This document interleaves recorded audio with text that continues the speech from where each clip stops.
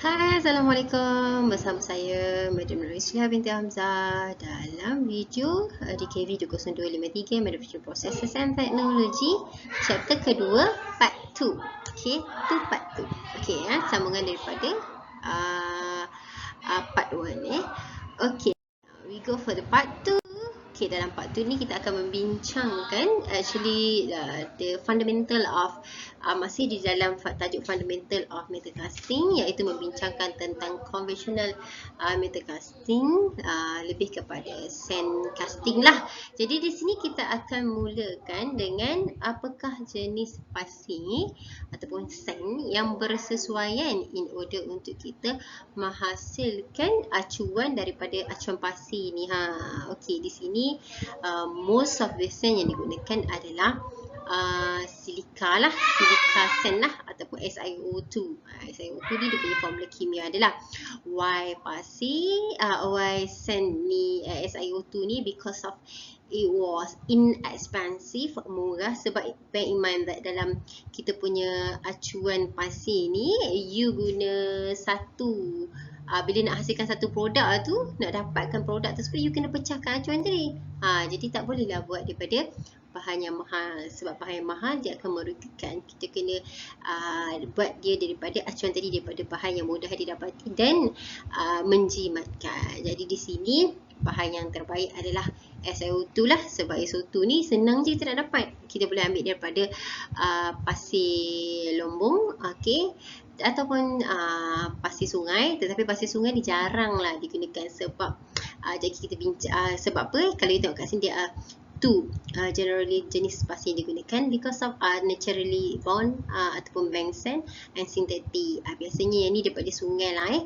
yang ni daripada lombong. Soalan pasir lombong dia halus, and then kemudiannya dia punya partikel dia lebih, kita kata, uniform berbanding dengan pasir sungai. Macam tu, sebab itulah kita lebih memilih synthetic sand instead of kita dari segi pasir sungai. Okay, now we go for the berapa jenis acuan yang ada daripada pasir ni. Actually kita ada 3 jenis acuan: green sand mold, cool box mold and no bake mold. Okay, kita tengok kepada apa yang disebut sebagai green. Okay, once you talk about the green ni, nak bagi mudah faham ni, actually pasir tu sama je. Pasir tu sama, maksudnya tak kisahlah green sand mold ke cool box mold and no bake mold, dia adalah sumber pasir yang sama. Okay, mesti tadi kita dah katakan dia banyak menggunakan sintetik kan. So daripada sumber pasir yang sama. Jadi yang membezakan ketiga-tiga jenis acuan pasir ni adalah dia punya binder, pengikat dia. Sebab hakikatnya pasir ni kalau awak kumpulkan bersekali pun, pasir tu tak boleh nak hold together. So bila you release, kata you lepaskan daya yang memegang dia, maka dia akan jatuh berderai macam gitu kan. Jadi bagaimana kita nak pastikan yang pasir tadi macam compress together? Jadi di sini dia menggunakan dus pengikat lah. Dus pengikat ataupun binder ni lah yang membezakan menjadi 3 jenis ni: green sand, cool box dan juga no bake mold. Okay, now we go for the green sand. Green sand ni paling murah, paling senang nak buat dan paling murah. Sebab apa? Sebab dia adalah campuran pasir dah standard, tetapi dia punya binder dia dibuat daripada tanah liat dan air. Tanah liat tadi dibacur bersama dengan air, jadi macam lekit-lekit macam itu. Dia macam gam lah, bertindak sebagai gam. And then kemudian kita ambilkan pasir ni, kita nikan sekali, kita mixkan them well, and then kemudian dia akan boleh kita kata dikompreskan together lah. Okay, jadi awak dapati mana-mana sand mold yang dibuat daripada green sand mold yang dibuat daripada pengikat ni, jenis tanah liat dan water ni, dia akan moist, dia akan jadi lembap macam gitu. Jadi maksudnya logam tadi akan berada dalam mold yang lembap. Okay, itu yang pertama. Okay, yang kedua adalah cool box. Cool box ni, instead of tadi guna tanah liat. Kali ni dia tak guna tanah liat dah, tetapi dia guna bahan organik dan juga inorganik.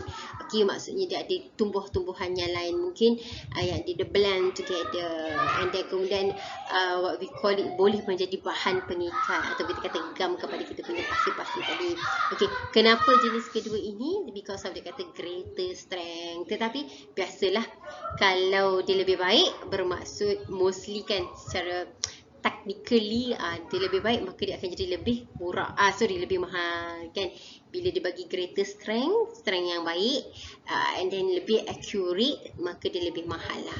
Jadi so bergantung kepada kita what kind of the what we call it, produk yang dihasilkan. Kalau kita yang accuracy dia tinggi, lebih tinggi, jadi kita kena memilih colour box mold lah instead of the green sand mold yang tadi. Okay, selain daripada dua ni, kita ada lagi satu, and this one is lagi expensive.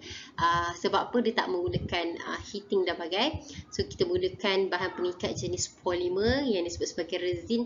Resin ni special wak. Kalau dalam keadaan normal temperature macam gini, dia akan cair dalam keadaan liquid. Tetapi bila dia dipanaskan, okay, macam mana dia nak panas ni? Okay, bila kita nak panaskan ni, okay, dia bila mana kita tuangkan dalam kita punya what we call it, molten metal kan, masuk dalam acuan tadi kan. So dia adalah bila once medan disebut sebagai molten metal, bermaksud logam tadi sangat panas. Jadi sebab metal awak dalam keadaan yang biasa, suhu bilik macam gini, dia akan keras, dia akan solidified. So jangan mimpilah dia akan duduk bertukar kepada fasa perpecahan. Maksudnya dia hanya pada tahap suhu tinggi je yang baru dia akan dalam bentuk yang molten dia tadi. Okay, jadi kita tahulah yang kita punya acuan ni akan berhadapan dengan satu leburan yang sangat panas. Tapi bagusnya adalah bila mana kita punya binder ni tadi berhadapan dengan environment yang panas tadi, dia akan terus keras. So menjadikan what we call it, dia lebih quality kita punya produk atau bekas material daripada jenis yang ni much more better berbanding dengan dua yang pertama tadi. Okay, macam gitulah dia punya jenis-jenisnya. Jadi bila kita diberi pilihan macam ni, so it's up to us lah macam mana nak pilih. Mostly kalau kita nak high kita kata uniformity of the product yang dihasilkan ataupun high accuracy, maybe we should go to the option yang kedua dan juga yang ketiga. Kalau kita rasa macam okay, it's okay, tak ada masalah untuk kita produk kita tadi dari segi accuracy-nya, kita boleh pergi kepada pilihan yang pertama. So we have the choice. So kita perlu memilih bergantung kepada spek produk yang bakal kita hasilkan. Okay, macam gitulah Okay, so seperti mana kita nak menghasilkan baju. Okay, sudah habis tentang acuan. Kita dah habis tentang acuan yang what we call it, the main kan. So macam kita nak hasilkan baju ni wak, kita ada pola kan. So begitu juga dengan kita nak menghasilkan kaspat ni. So kita kena ada satu pola atau kita kata pattern lah, kita kata satu corak. Sebab corak ni lah macam replika kita punya, ataupun kita contoh benda yang kita akan hasilkan kelak. Sebab macam semalam, dalam video terdahulu saya ada membincangkan tentang cavity for the kaspat kan.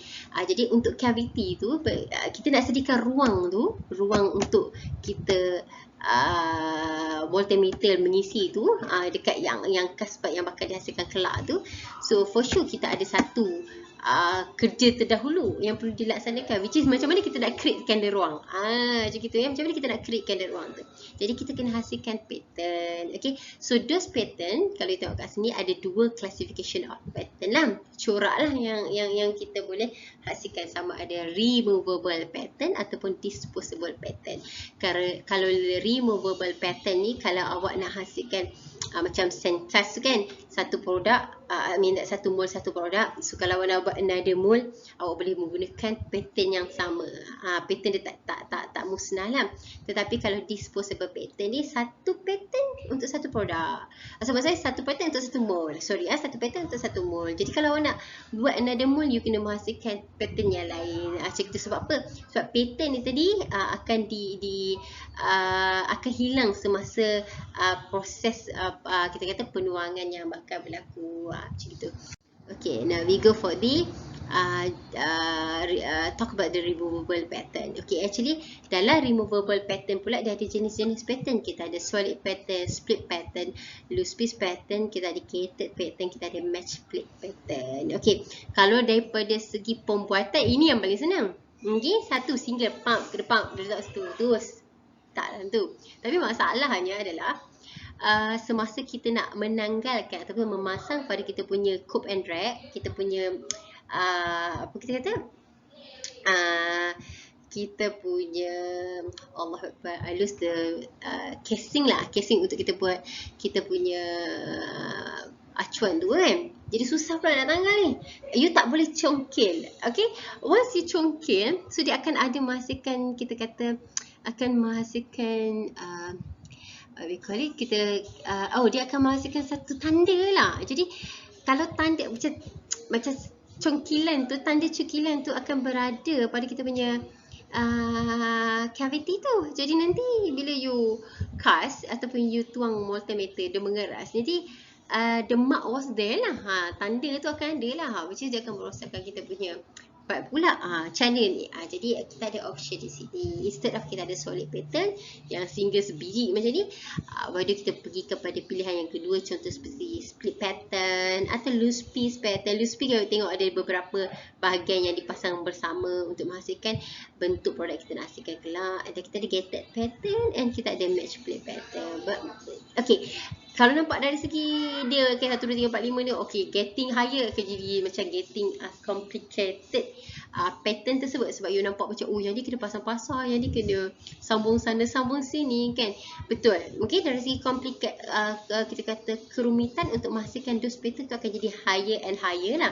Tetapi dari segi kita kata collaboration dia dengan mold nanti, yang susah tu yang senang, dia macam gitu. Okay, untuk senang untuk kita handle semasa kita nak hasilkan kita punya mold kelak, macam gitulah. Okay, so this is the explanation. I don't want to talk about it sebab kita bukan DAN. Kalau DAN tu memang dia kena go very detail about the solid pattern, split pattern, match plate pattern, so on lah. Okay, cukup kita tahu bahawasanya pattern ini adalah corak yang kita gunakan untuk kita menghasilkan kita kata cavity cast part yang kita nak hasilkan kelak. Okay. So seterusnya, what is core? Okay, semalam lagi. Okay, in our last video regarding to the nak hasilkan, okay, kita ambil engine block. Kalau photos yang nampak macam tu engine block kan, kalau we're talking dengan boys ni kan, so mungkin dia ada sedikit atau kita kata easy what we call it understanding about the engine block. Okay, so okay, bila cakap engine block, I know already what is an engine block. Okay, so kita dah boleh figure out dah engine block tu macam mana kan. Tapi untuk yang girls, okay, mungkin ada juga girls yang lagi mahir kan, kita Allah alam lah.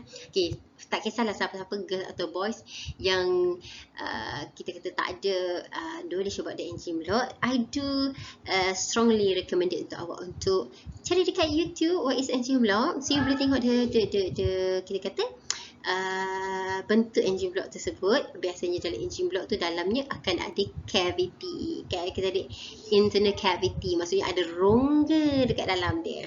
So sekarang ni kita nak hasilkan engine block yang berrongga. So macam mana? Jadi semasa proses penuangan tu dalam kita punya acuan tu dah kena ada core. Sebab bila dia tuang, okay, core was there. Okay, jadi macam saya kata dalam video terdahulu.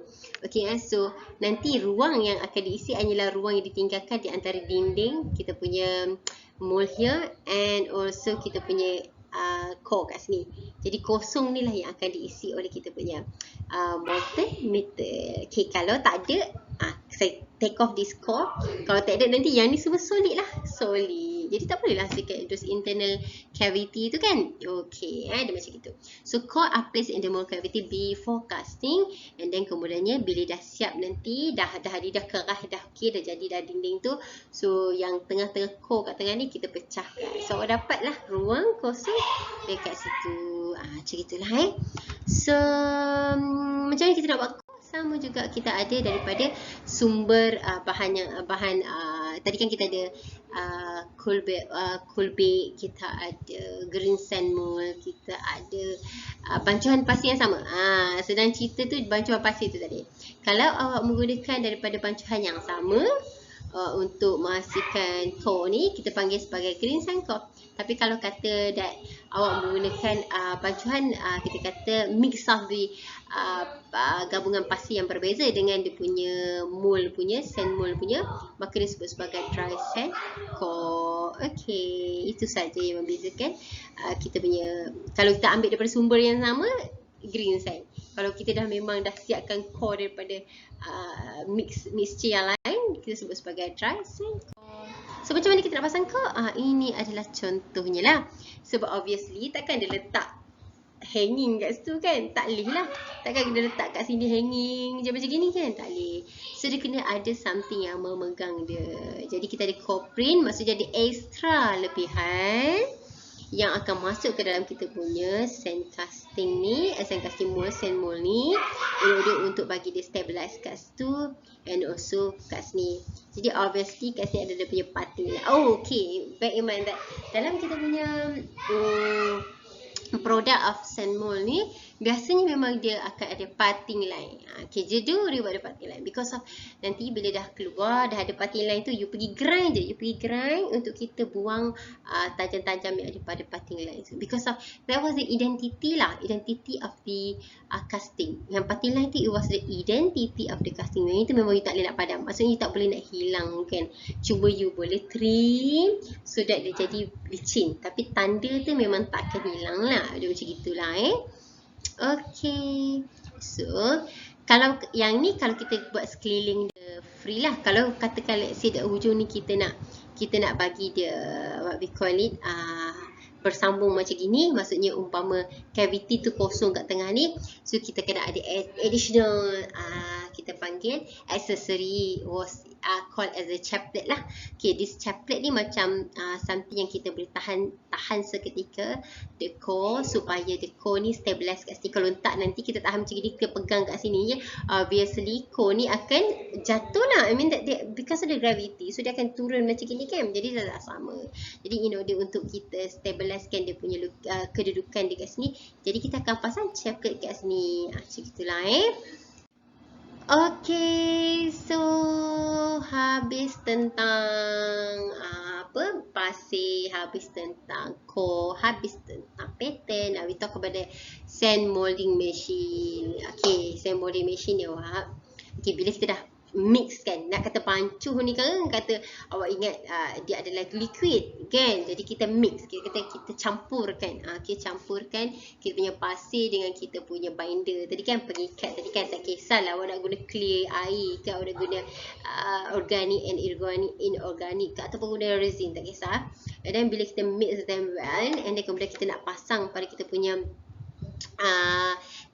equipment of mold tadi, kita nak createkan mold ni. Okay, this is the crucial lah nampak macam mold tu macam simple je, macam no, this one is the crucial. Sebab once you punya mold problem, bermaksud awak punya produk pun akan problem. Jadi kalau mold awak cantik, at the end awak dah separuh jalan lah. I mean that insyaAllah you punya produk akan kita akan dapati hasil produk kita akan jadilah, kita kata macam tu Jadi dia bukan sekadar letak macam tu, tak. Okay, dia perlu dipadatkan. Jadi bila mana kita dah letak kat kita punya casing cook and drag tadi, kita akan padatkan kita punya mix of the sand tadi bersama dengan binder tadi. Okay, so kat sini adalah pilihan mesin yang ada. Dia guna mesin. Dia bukan setakat rata-rata dengan tangan, tak dia guna mesin.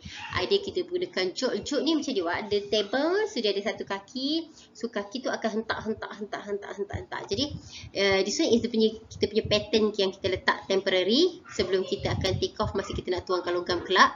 Okay, so jadi kawasan sini akan jadi kawasan yang sangat padat, tapi lagi jauh tu dia akan jadi lagi loose lah. Okay, macam gitu. Yang ini pula table tak bergerak, tetapi kita menggunakan ada squeeze head ke atas ni, so dia akan tekan padat macam gitulah. Cumanya untuk yang ni dekat atas ni akan compaction tinggi, yang bawah ni kurang sikit lah. Okay, yang ini sand slinger. Sand slinger ni, so dia ada satu head. Dalam head tu kita ada kita punya pasir yang telah bercampur dengan binder, and then dia akan rotate. Once dia rotate tu dia akan keluarkan kita punya pasir bersama dengan binder ni. Yang ini kelajuan dia tinggi. Bila kelajuan dia tinggi, so lebih kita kata lebih uniform dari segi dia punya pelekatan dia. Macam gitulah. Selain daripada tu, kita ada jolt and squeeze. Jolt and squeeze ni, so bawah pun hentak, atas pun dia tekan.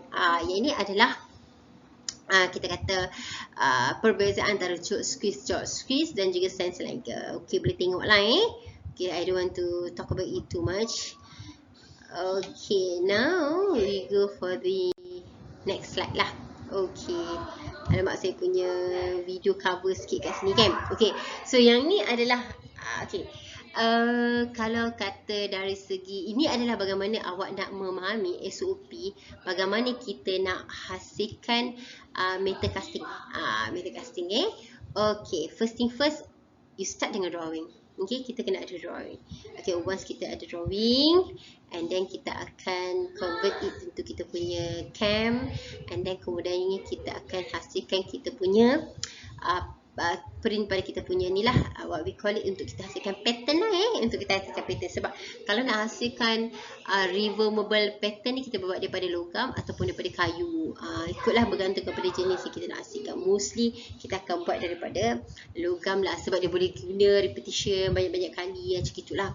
Okay, so kita machine untuk dapatkan bentuk kita punya pattern. Okay, kita akan buat bahagian atas, bahagian bawah. Kita boleh just ketul macam itu. Jadi susah kita nak handle dalam kita punya mold nanti kan. Kita buatlah sebelah, kita buat sebelah, separuh.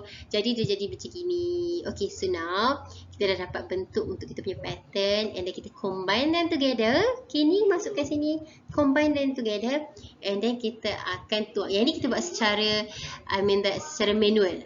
Tak perlu guna mesin lagi kan. Cuma mesin ni untuk kita dapatkan dia punya bentuk ni perlu.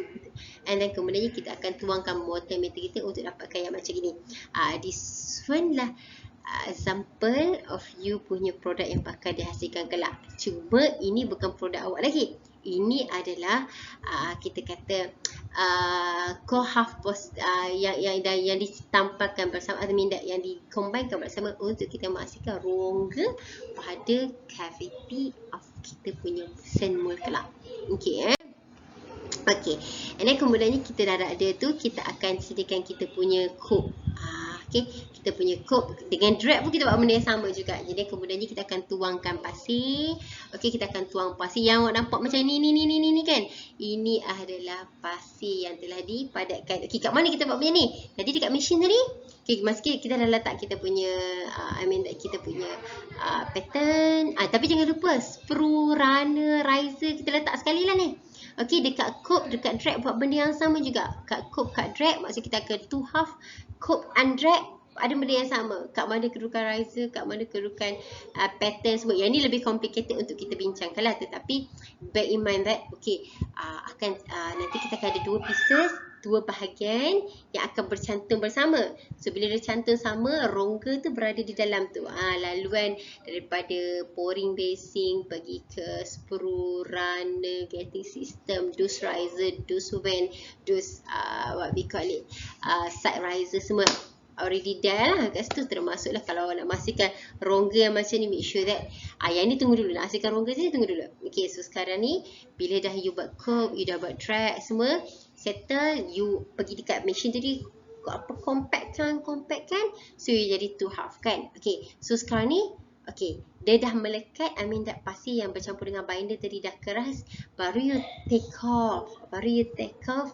Laluan you punya runner tadi take off. Jadi ada rongga untuk runner. Sprue tadi take off, ada rongga untuk sprue. Ada getting system, rongga untuk getting system. Ada rongga untuk cavity. Rongga untuk cavity was there. Ada rongga untuk ventilation. Dah ada rongga dah ada.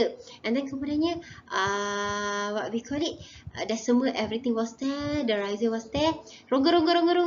Jadi bila cantumkan, dia akan ada rongga untuk kita tuang kita punya molten metal lah. Okay, itu kalau you nak hasilkan solid. Tetapi kalau dekat rongga cavity you punya kaspat tadi, you nak hasilkan, dia adalah berongga macam ni. Sebelum you pasang ni, masa you pasang ni, dia dah keras semua ni. Yang sprue kita take off, Runner kita take off serongga-rongga kan. Tetapi untuk nak hasilkan rongga ni pula, you kena letak you punya core. Core. Supaya dekat ruangan cavity tadi adanya core semasa proses penuangan.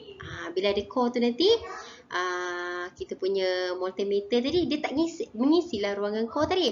Okay, so core was there, dia just isi sekeliling saja kan. Jadi bila dah kita take off cope and drag ni dah siap, kita pecah ni dah kira dah habis tadi, dah habis proses penuangan, benda tu dah solidified. Okay, kita take off kita punya casing kat cope and drag ni, dan kita pecah kita punya acuan tadi. So kat dalam pun dapatlah sebongkah bersama dengan riser, bersama dengan dia punya sprue runner, apa semua tu kan adalah. And dekat dalam ni kita ada kita punya what we call it, kita punya core tadi. So dalam ni padat lah, ada core. Okay, yang ni you boleh potong and you boleh remap. Tu yang kita kata dia tak ada waste. Okay, dia boleh dileburkan semula. Remap tu maksudnya kita boleh leburkan semula. Okay, dalam ni kita ada core tadi kan. So pecahkan core. So bila you pecahkan core, you akan dapatlah rongga kat dalam ni. Maka terhasil lah you punya produk. Okay, for better understanding, I do recommend awak untuk awak cari dekat YouTube, cari sandcasting, okay, simple sandcasting process, so that you get the better understanding how the process goes to the sandcasting. Okay, so that's it for the part 2, sandcasting. Okay, on the next slide we will talk about the die casting and other contemporary casting. Okay, see you in the next video. Bye. Assalamualaikum.